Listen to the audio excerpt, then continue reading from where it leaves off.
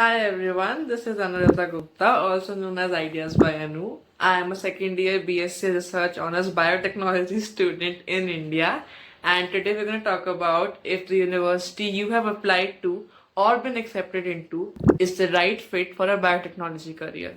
So, first things first, a very happy new year to all of you. I am shooting this on the 1st of January, and hopefully, it will go live on the 2nd and 3rd of January.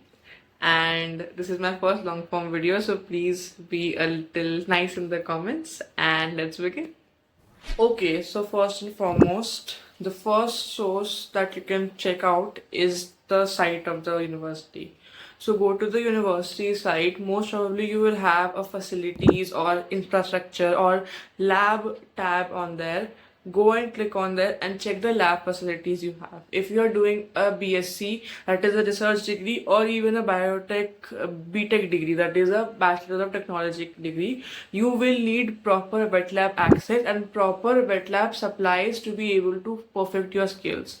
Skills like streaking, spreading, agar plate preparation, microbiological techniques, biochemical tests. All these are very important in the field of biotechnology, and you need to know that the university that you are going to has those skills to provide you with that same thing.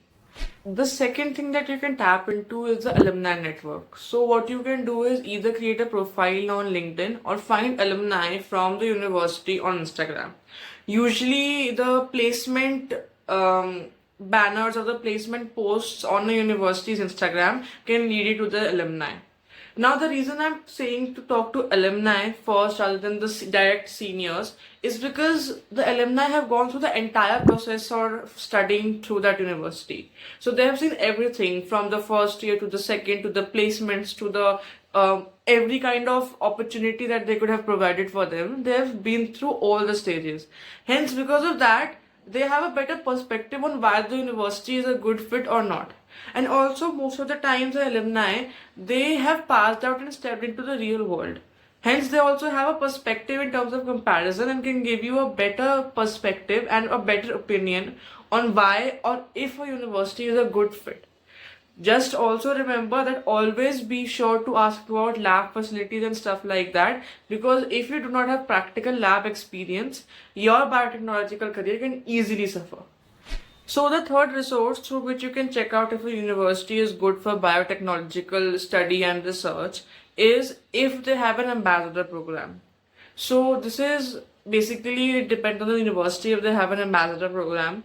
My university myself, they have an ambassador program. So once you apply for the university, there comes an option where it says talk to a student ambassador, not a counselor. A counselor is someone who is guiding you through the admission processes, whereas an ambassador is someone who is actually a student in the university but talks to prospective students for their doubts and stuff like that. So, from what I am seeing, a lot of universities are adopting this campus ambassador programs, and they're intaking a lot of students who can talk to you about the same. So, find out if the university that you've applied to or have been accepted into, they are doing an ambassador program and talk to those students. Ask them for pictures, ask them about the university's surroundings, if they have, if the university has supply, if, what is their experience in wet lab, how much techniques or how in depth the teachers are teaching. These are some questions that you can ask the student ambassador. And how deeply the teachers are teaching, the wet lab facilities are there or not, if you know the university provides proper guidance. All these questions can be answered from a student perspective in the best way possible.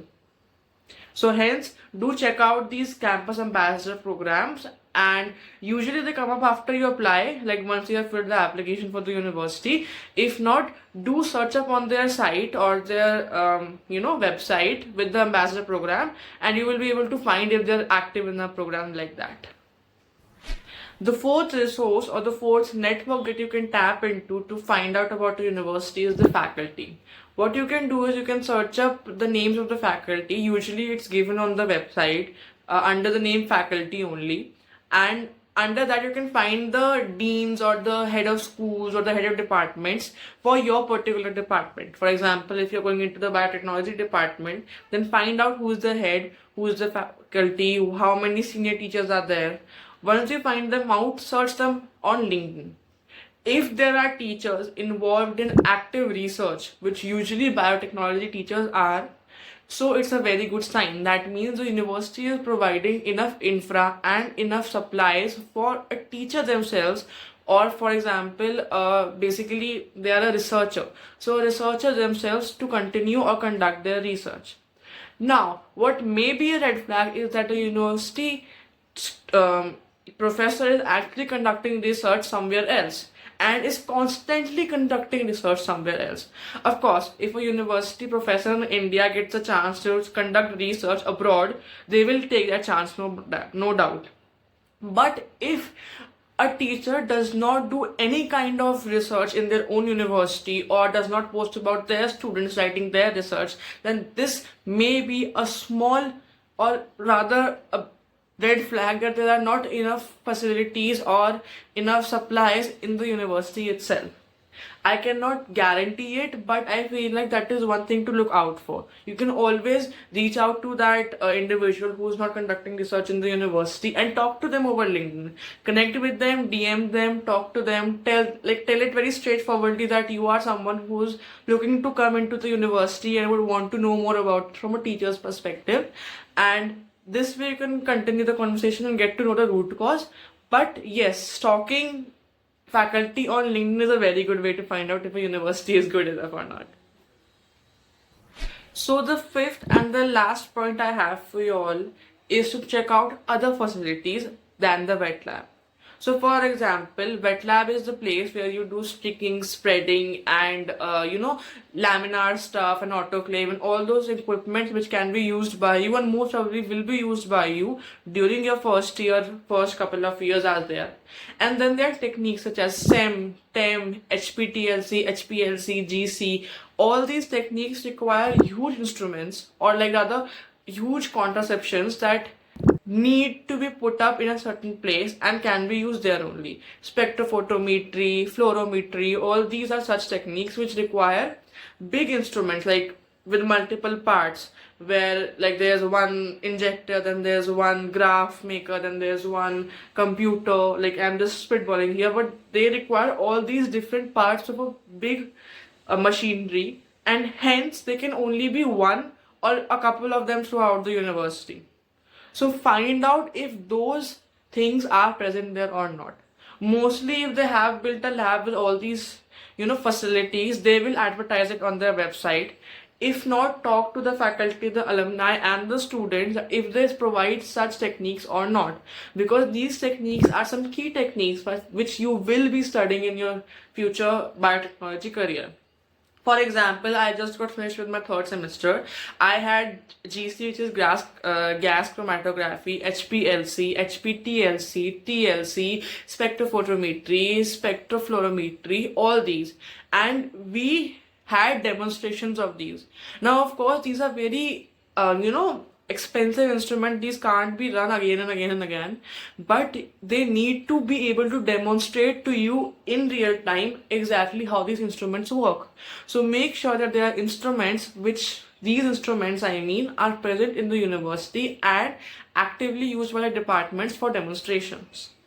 For example, if there is a university with like they have built an entire separate lab for the same, then they will advertise it on their website no matter what. For example, my own university, they have two separate labs other than the wet labs for students. So they advertise it with a very big name on their university page. So look out for those as well under the infrastructure section. One bonus detail that I think you guys can check out is clubs. So for example, I am in biotechnology, of course. So if in a university that I am going to has multiple clubs wherein students themselves are taking the initiative and using or utilizing their own free time to think about research, article writing, presentations and stuff like that. Hence, it's a good sign that students are motivated intrinsically. And that also, comes from the environment, that everyone in the environment is there to help them out, talk to them, make them aware of what's going on around. You can go to people there, you can talk about people there. So hence you know that the environment there and the students there and the competition there is the kind where you will grow, and also the kind where actually these things are happening. Because if there is no wet lab facility, if there are no proper studying, then nobody is themselves motivated to go ahead and enroll in these clubs or start these clubs. So check out the clubs page as well, because it may also be a small insight into if that university is a good fit for biotechnology. So with this, we come to the end of my very first long format video. I hope you guys liked it, and it is a small insight or is a small guide for you so that you can check out if the university that you are going to is the perfect fit for you and for your degree. I am majorly talking about biotechnology here, but this can be applied to all the other fields with a little turn in question and a little nick and knack change there. So I'll see you in the next one. Put down in the comments what topic you would want to hear about in the next video, and follow me on Instagram with this. Do hit the subscribe button, and if you like the video, do drop the the DNA emoji in the comment section. Bye bye. See you in the next one.